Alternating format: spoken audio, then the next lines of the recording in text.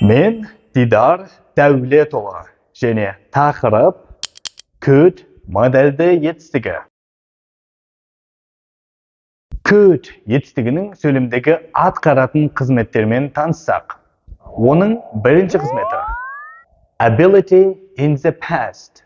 Яғни, біз өткен шақта мүмкін болған бір адамның қабілеті туралы айтқан кезде осы could етістігін қолдана аламыз. Мысалға, I could draw when I was a child. Мен бала кезімде сурет сала алғанмын. Келесі мысалы, I could play the piano well when I was 9. Мен 9 жасымда пианинода жақсы ойнай алғанмын. Екінші қызметі ол polite request. Яғни, бір адам екінші бір адамға сыпайы түрде өтініш жасаған кезде осы could етістігін қолданылады. Мысалға, could you tell me the time? Сіз маған уақытты айтып жібересіз бе?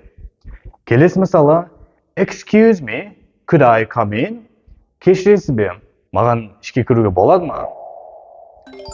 Айта кетерлік жайт, осы could сөзі can сөзіне қарағанда сыпайырақ әрі ресми түрде көбірек қолданылады. Енді үшінші қызметіне келсек, ол future possibility. Яғни, біз келер шақта мүмкін болатын іс-әрекеттерді сипаттаған кезде could сөзін қолдана аламыз. Мысалға, I could be late. Менің кешігуім мүмкін.